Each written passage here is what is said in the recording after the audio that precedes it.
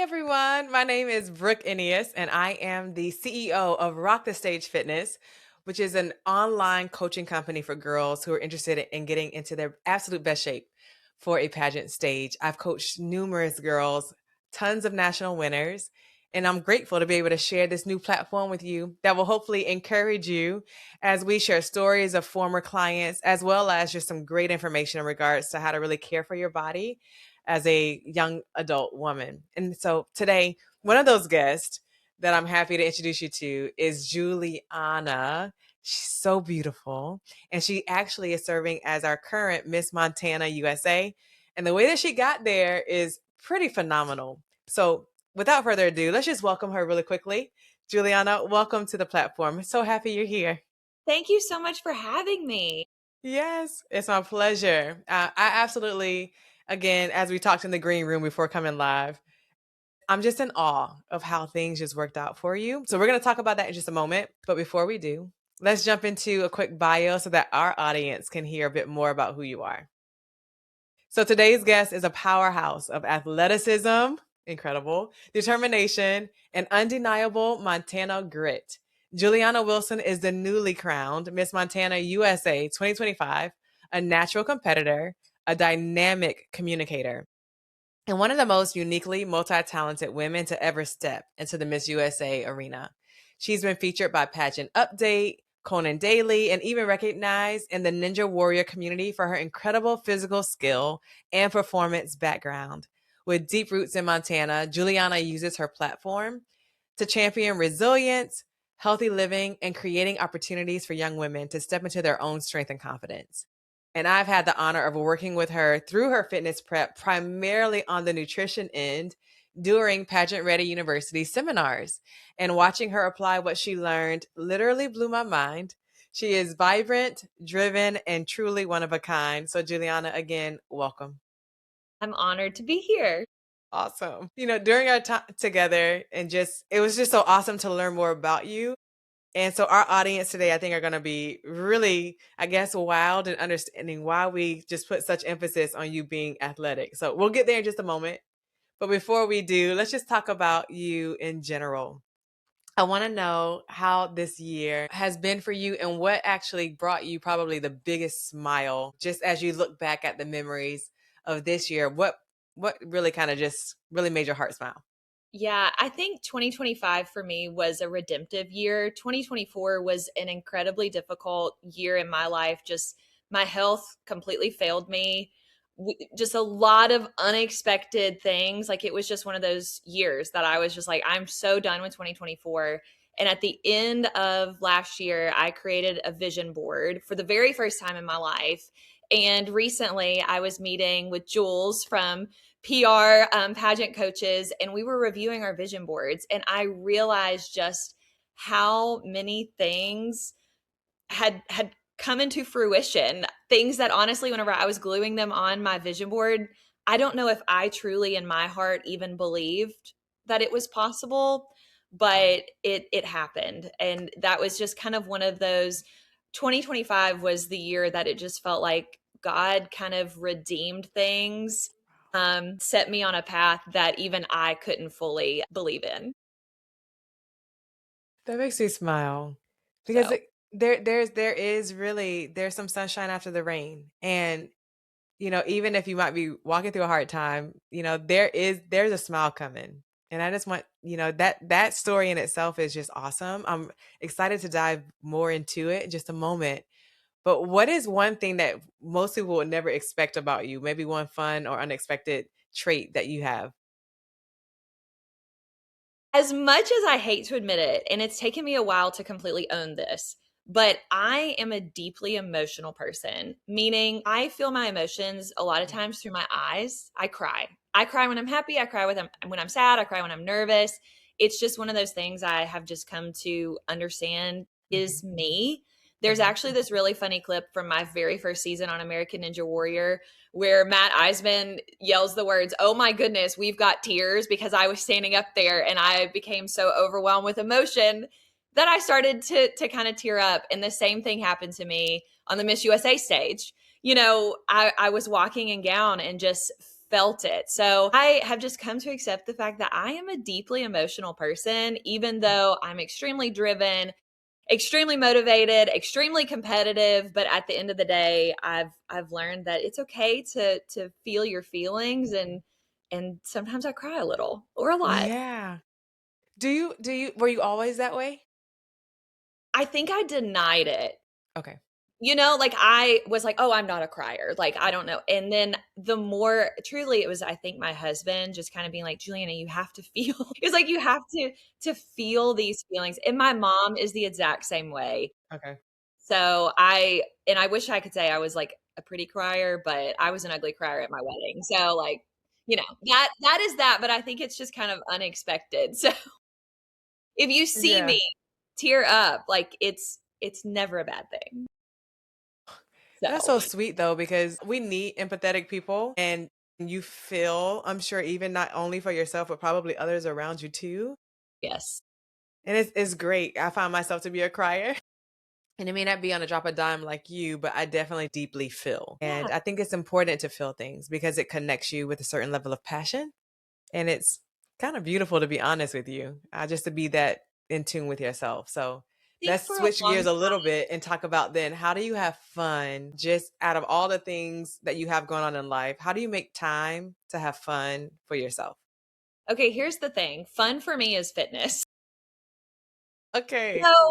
So I truly I was trying to think. I was like, what do I do for fun? What are my hobbies? And my husband and I always laugh because our hobbies truly are movement. Now, Mhm. it doesn't always look the same. It's not always like in the gym with a weight rack or doing pull-ups or something like that, but some form of movement. I mean, it can be dancing in the living room or going to a Pure Barre class, but truly I get so much joy in just the ability to move my body. And so that's truly fun for me. So even if it's just a walk outside. Yeah. Yeah. I of course have been in the fitness industry alongside you for a very long time. And there's just something about it. There's something even about a fitness community. There's just greater joy and happiness just among, those who really do understand the gift of movement. And Yes. I appreciate that you and your husband are doing it together. And we're going to talk about American Ninja Warrior soon because I can't wait to hear all about that. I was super curious about your experience, but more importantly, like how in the world, right? Like I used to watch that like maybe in my high school years and I'm like, these people are so strong to be able to get through, the coursework and anyway. But it's movement because you enjoy movement, right? You're able to just really step up to the challenge. But before we get to that, let's learn a little bit more about just your childhood. I know you were proudly rooted in Montana, but you grew up on a farm in Tennessee. How has that shaped you in terms of the woman that you've become? Yeah. So I think the thing about Montana that a lot of people are well aware of is it takes a lot of grit, right?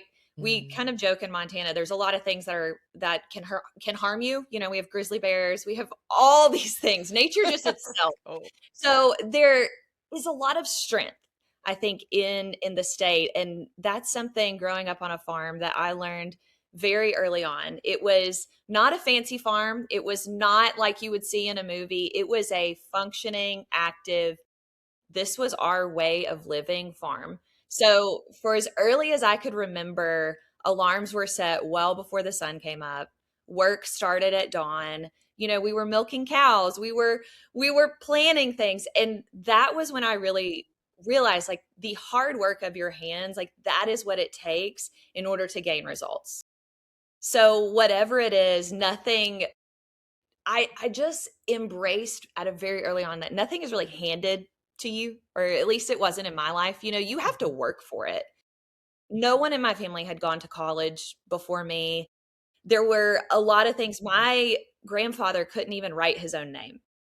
So I think seeing that growing up on a farm and really kind of embracing the grit. The first time I went to Montana, I was 6 years old, and I just saw the grit there as my dad drove our family up there and we were looking at property. I truly saw, that translate into the power of the state, but also just who we were as a family. And that's something even now, much later in my life, I do not live on a farm, but still go back to my family farm pretty frequently.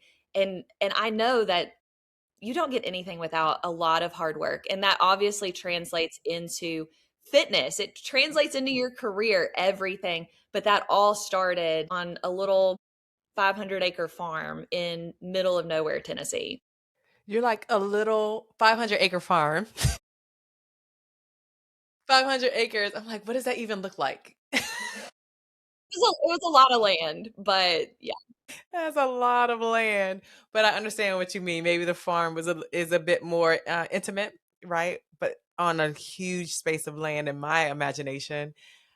But you said some really key words, right? You talked about just hard work, discipline, really rising early. Those are really key to living a life of success, not just for one moment, not just for one crown, but just for like life. It creates a different level of just experiences. And this is very interesting because this has to be where the ambition then was rooted, probably in birth in you from a very young age. And I'm curious. So, the physically demanding arenas that you stepped into, pageantry, American Ninja Warrior, just growing up, what fuels the desire then to constantly push? Because I think sometimes if life was that way, maybe a bit more challenging, you're like, I can't wait for this to change, right? So sometimes you might relent, right? And take maybe a few days off.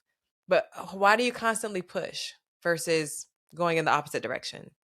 I think part of it is personality of just being a goal-driven person. One of the Yes. hardest things for me was coming home from Miss USA because that was a goal that I had had for so long of, okay, now what are we achieving? And that's just something that I think I honestly got from my dad in just how he achieves and works on the farm and with the animals and things that whenever I was little, I was dreaming of these big things and I knew that it was never just going to happen because a dream without a plan is just a dream, right? But whenever you have a dream and you make it a goal, then you create a plan. And that's just a part of who I am. I think anybody who knows me very closely knows they're like, "What are you working on now? What are you up to?" I don't do it to brag. I don't do it like a lot of times I won't even introduce myself with all these things Yeah. because it's like kind of embarrassing to me, but I do it because I want to see what am I capable of. Yes. What are you Good I made because the of? word athlete and competitor were not words you would have ever used to describe Juliana before she was about 22 years old. What caused that shift? Pageants, honestly, so Yeah. I competed in my very first pageant. I had never stepped foot in a gym. I played basketball and knocked my own tooth out with my knee. So, like, Stop it. yeah, athleticism was not really, it was not a word that was used. It wasn't something I did. But when I started pageants, I had no muscle tone.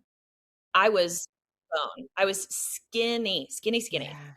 And I went to the gym for the first time, and the trainer said, I was 21 and said, I want you to do a tricep kickback. And I was like, absolutely. What is that? I'm like, I am not kidding. I could not do a single push up. I had no idea. And it was that motivation of you have to get muscle tone. And that was where I started to realize it's strong, not skinny.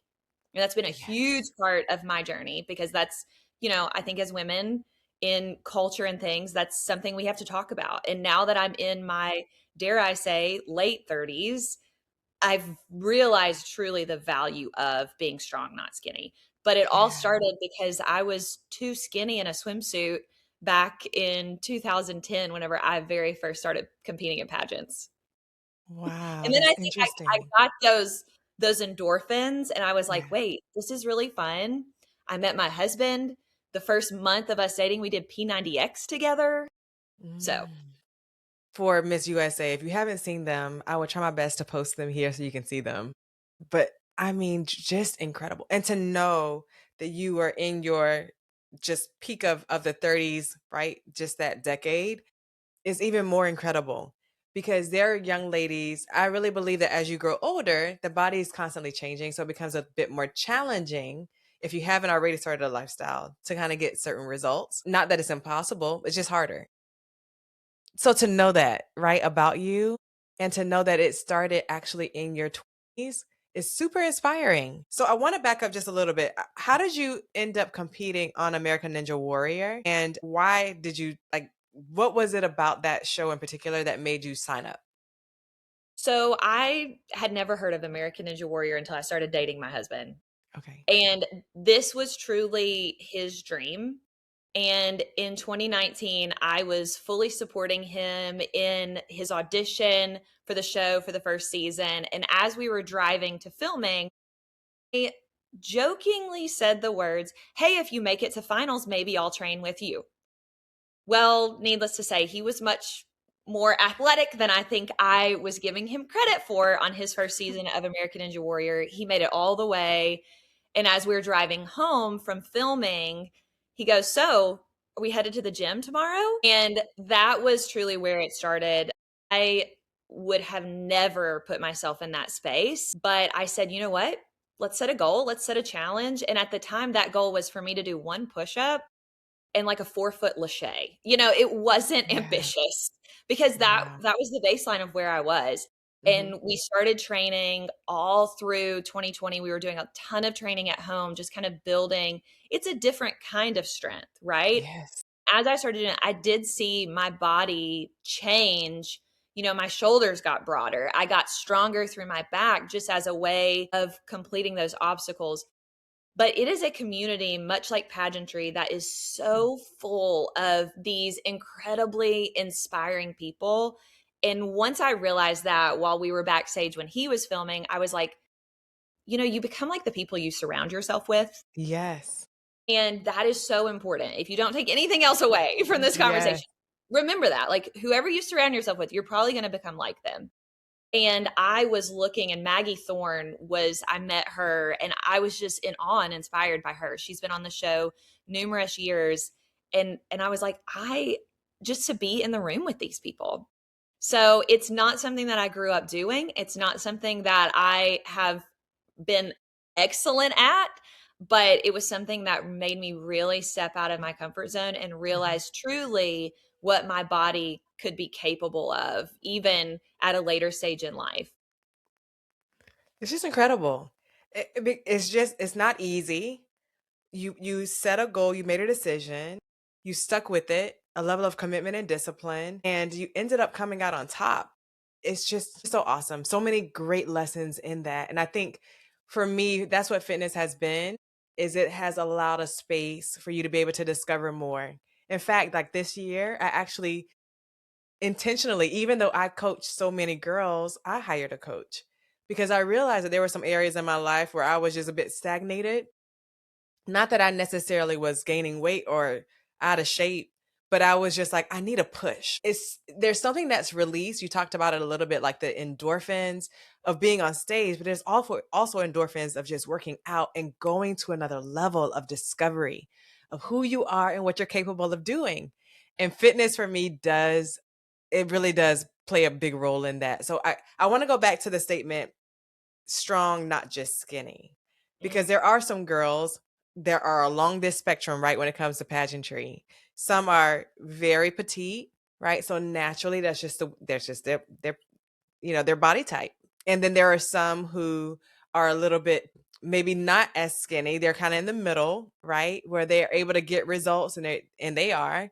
And then you have others who are just trying to lose weight. So you have this whole spectrum of girls who are trying to look a certain way for a pageant. In this industry, Juliana, you and I both know that there are some really compromising ways, shortcuts that girls will take because they're after this ideal body image, but it becomes very dangerous. And I think what was the linchpin, kind of switching gears here for me when it comes to inspiring you, who was already, I mean, working it, right? In terms of the fitness side, was the food. And I just want to talk about that really quickly because I think that this is where confusion really lies is that girls think that if I just pull back on eating, then I'm just going to be skinny and that is good enough for a stage. But the truth of the matter is, you can be too skinny for a pageant. yep. You could lose too much, or you could, not lose enough. Again, being on this spectrum of the pageant body types. I just want to hear your thoughts on that, like in regards to girls taking shortcuts. what would you say to them firstly? And then we're going to keep diving here just a bit. It's not sustainable. Mhm. That is the biggest thing is for me, I had 19 days from the time that I became Miss Montana USA to the time that I stepped on the Miss USA stage for the first time. So that had I done, I had to sustain a lifestyle in order to be ready for that, which we'll get more into that in a moment. Yeah. But I think early on in pageantry, I was encouraged to do some not so great things Mhm. to my body and kind of questioned things because I was like, but that's going to last. I'm going to look like that for 4 days. Yeah. But what matters more is how you feel. And the biggest thing for American Ninja Warrior, for example, I was losing weight when we first started training and I had to start eating more. Like More. I was eating so many more calories just because I had to have the energy in order to sustain. I mean, we were in the gym training obstacles for like 4 hours, and this was after Wow. a 2 hour workout at the Pure Barre studio. Like it was, Oh, wow. you have to fuel your body. And those shortcuts, too, if you take those in your teens and in your 20s, your body is going to be wrecked in your 30s. And Yeah. I don't want that for anybody Yeah. because I've seen it with some of my pageant friends. I've seen them just you mess up your metabolism, you mess up, what your body is truly capable of, and that is never worth a short-term goal Yeah. because you get one body Yes. and how you treat it at a young age is going to impact you for the rest of your life. Even how you treat it Absolutely. in your 30s and 40s is going to continue to impact you. So it has to be sustainable. Yeah. And there is I just want to say to the audience that, you can get results and it could be beautiful. You can love your body through it. You can learn to listen to your body as Juliana mentioned and the way that you're feeling and literally come out on top. You don't have to take the shortcut is my point. You may require more discipline, those words that Juliana used earlier, more discipline, more commitment, more hard work. But at the end of the day, y'all, nothing tastes as good. And it allows you to be authentic in the pursuit because if you are to win, the stamina that's required, right, for this lifestyle to be flown here and there and everywhere and to be able to represent and to look presentable and camera ready at all times, it's going to require you already having this level of training. And I just want you to think of it that way. Like this is actually preparing me for what I'm believing for. And if you do, I think the mindset begins to shift a bit. And so, but I love again, strong, not just skinny, that being really a mantra that we adopt just as women to take back that level of power. Nothing wrong again if you're already petite. There's several girls that come to me and they're petite and there's several national winners that I work with who came in, they were naturally petite. So our goal was, as Juliana mentioned, let's increase caloric intake but making sure that it's whole foods, that it's superfoods, that we're actually fueling the body so that we can get incredible results that are undeniable on stage. I want to segue just a bit because I want to know what inspired you to even vie for the title of Montana USA. So if you're watching this maybe years later, you may remember that this year, USA was actually acquired by new leadership. And so things really changed. And so the way that Juliana, if you could talk us through that process, you submitted a video, I believe, and ended up being awarded the title of Montana USA. Yeah. So I competed in Miss Montana USA in 2024, placed first runner up, and from that moment was getting ready for a pageant, was getting ready like I'm going to compete in Miss Montana USA in 2025, and things started to shift and a pageant date was posted and then removed and finally just realized it was not going to happen. And once they announced the dates for Miss USA, a few days later, they announced that they were going to do at large titles. And I believe it was over 800 women applied. We submitted a 2-minute video. That was it, a 2-minute video and a headshot, basically saying why we deserve the title of Miss whatever state USA and the opportunity to leave for Miss USA. But the catch was we were submitting these videos 25 days before Miss USA check in. So you had to go into that video knowing I have to show that I'm ready, and Yeah. you can't show that you're ready if you're not actually ready. Yeah. So That's right. it was a bit of a whirlwind. I did it. I looked at my husband and I was like, I don't know what's going to happen. And then it was Friday, I believe September 20th. I got a call from an unknown number and I answered it and was offered the title of Miss Montana USA. Yes, I did tear up a little bit. Um, and just, that agreement of, okay, we're going to have to get ready. We're going to do these things. And the first person I called was my husband, and he was not surprised at all. He was like, "Well, yeah." I love it. So that goes back to two, you have to surround yourself with people who believe in you. And the same thing whenever I called Jewel, my coach, my friends, she was like, "Yeah, did we have doubts?" And so from that moment, also we found out on Friday I couldn't say anything until they announced it. So I'm like trying to move things around so that I can start getting ready.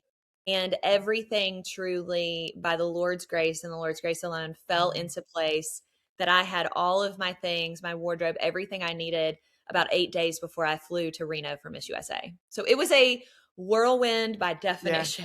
Yeah. Wow.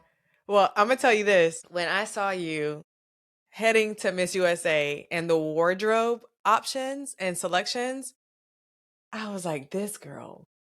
First off, your travel wardrobe, which was the dress in the blue, so cute. But then when I saw the red, I don't know if it's a jumpsuit, but It was a in red two-piece. boots, what was it? It was like all one big piece with the tights and the red shoes. Listen, I was like, what? This is one way to make an impression. And what's most, again, like impressive is that you did it within a tight time frame and you were ready. This is where I kind of want to sit for a bit because as we close out just our time together, there's like so much more I want to talk about. We just had to have a private conversation. But I just want like you didn't know this was coming. There's no way that you would have gotten in as incredible shape as you did and to be able to wear the wardrobe that you did and to be able to take pictures for swim like you did and as confidently as you were or that you did without being prepared. And like did you just have a sixth sense or was it just lifestyle and you're just like whatever comes my way, I'm just preparing for what I believe is going to be something great. It's a mix of both. So it's a Yeah. mix of lifestyle physically, yes, but so much of this journey has been mindset. And that your mindset is never done. You're never done working on it.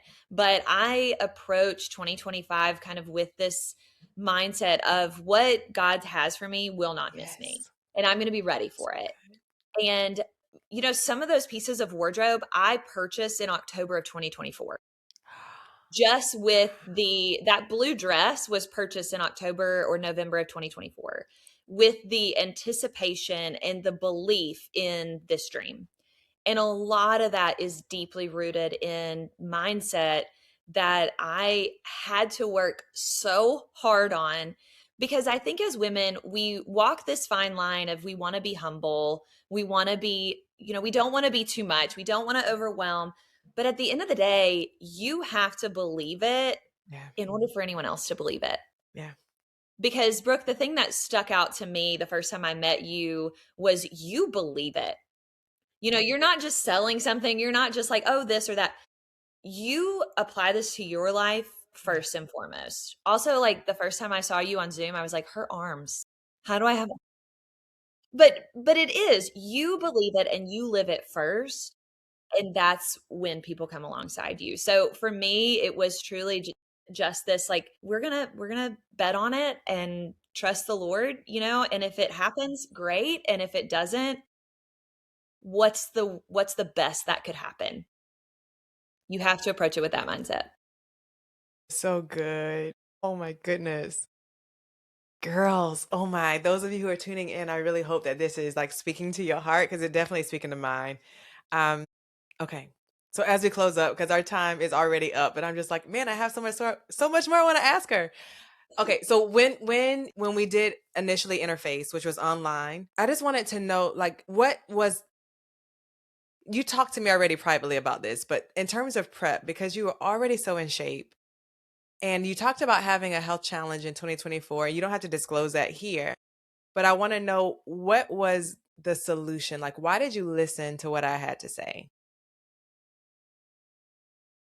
I think it was so when I started my pageant journey, I was too skinny, right? I Mhm. could eat whatever I wanted. It was incredible, you know?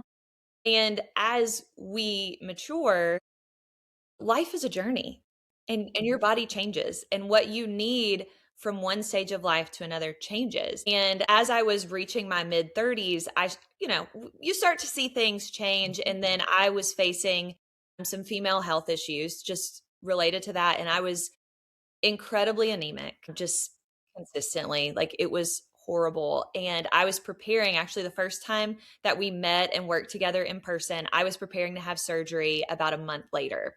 Yes. And I was like, how do I go into surgery in the absolute best shape of my life so that I can recover as quickly as possible?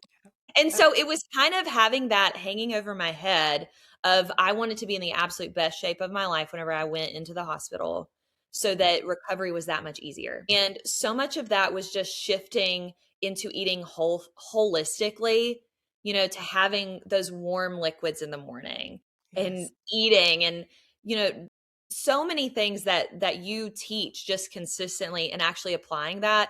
I noticed how much better I felt and how much easier recovery was because I continued to follow that. So after my surgery, I could not work out for 10 weeks. And if you know me, that is tragic. Yeah. Like that Yeah. was probably mentally the hardest part of that physical recovery. But I continued to follow the eating plan that you had shared. And I had literally written down like everything possible.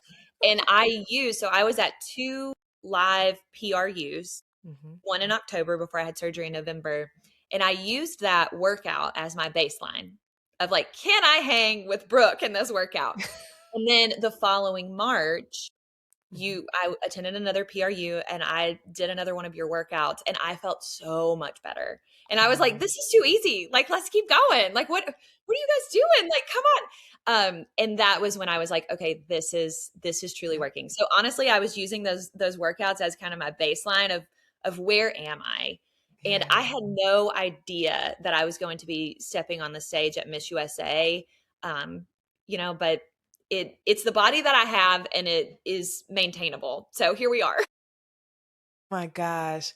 It's just something about preparation that literally causes doors to be unlocked, right? It doesn't have to be public. Like, your preparation can be extremely private, because that's the activation of that door is what you are doing when nobody is looking.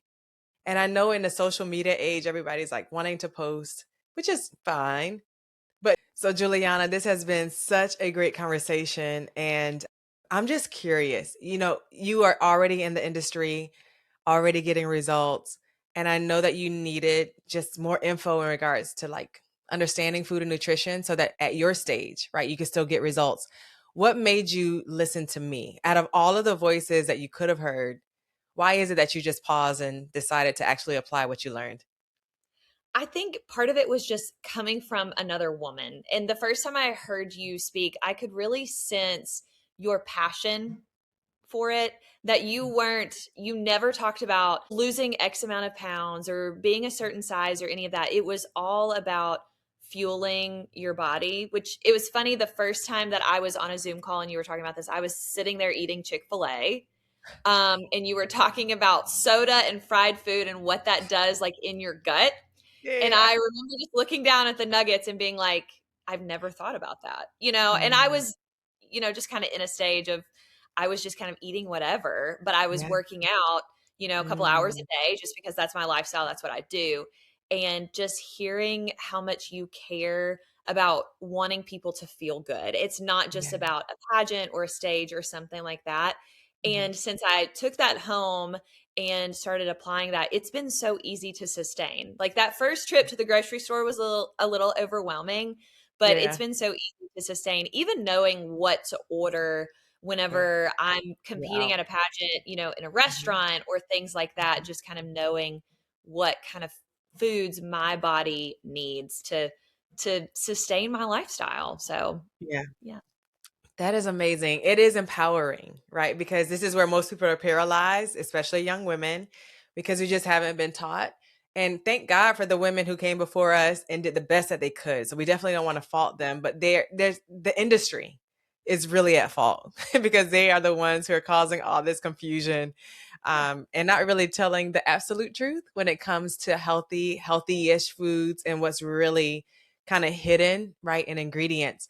And I'll say this before I have you share just one last comment for our audience. But when you were at Miss USA and you would send me messages and you would show me pictures, hey, I'm drinking my green shake. And you didn't say that, but you were just like, I'm getting it in. Or you sent me pictures of your notes from the sessions where I was talking about food. And like, you're like, I promise you, this is what I've been applying. I don't know, it just did really something to my heart space, and I was just like, "This is incredible. This is so much bigger than me." What Mhm. would you say just in your last statement to our audience today about maybe what you learned or to a young lady who is interested in being a part of a pageant or maybe even, a young adult who's interested in competing, who may be a little bit older in their 30s? What would be your last parting words, my point is, to inspire them or, just kinda give some words of wisdom? It's all about mindset. So Mhm. even whenever it came to what I was eating, that had to come from a certain mindset because I was always kind of that person. I could eat whatever and my body would stay pretty much the same. But when I Sure. started fueling it intentionally, I started to truly feel different internally. And then my body started to look a little different. But Yeah. also so much of it is mindset. My first year that I competed on American Ninja Warrior, actually, I walked up to the obstacle course and I defeated myself before I even hit the start line Wow. mentally. Yeah. And I think a lot of times we do that in life. We do it whether it's with fitness, Yeah. with nutrition, with a pageant, with a crazy obstacle course on a national TV show. We will look at the obstacle in front of us and Mm. think, I could never. And the moment you have that limiting mindset, that limiting thought of, I could never do that. I could never work out twice a day. I could never eat green vegetables. I could never eat a green shake. I could never get up the warped wall. Whatever that limiting mindset is going to keep you from achieving that goal. Yeah. And for me, so much of the past 3 years truly has been changing my mindset.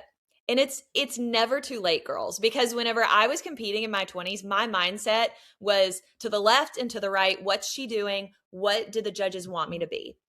And Mhm. now it's more of what impact am I making and how can I become the absolute best version of myself for Yes. no one else but for the Lord and myself. And Love it. mindset. Mindset is everything. That's going to impact your fitness, it's going to impact your wellness, it's going to impact your performance. So, get to work on that mindset, girls. So good. So good, y'all. This is everything, like, it's worth its weight in gold.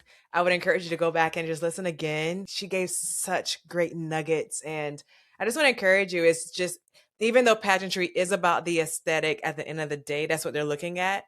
Behind that, y'all, is a whole lot of, again, doors that are waiting to be opened when it is just not an aesthetic, but it's authentic. And you're living this thing, and you have the stamina to be able to really represent very well who you are and really what the title requires as you are a public servant now in major influential platforms. So, Juliana, I can't thank you again enough. Thank you for sharing your story with us. Again, you looked amazing at USA. I'm so proud of you. And I hope that you would just take those moments and just kind of treasure them, ponder them in your heart for whatever God has for you next. So thank you again for being here. Ladies, thank y'all for tuning in.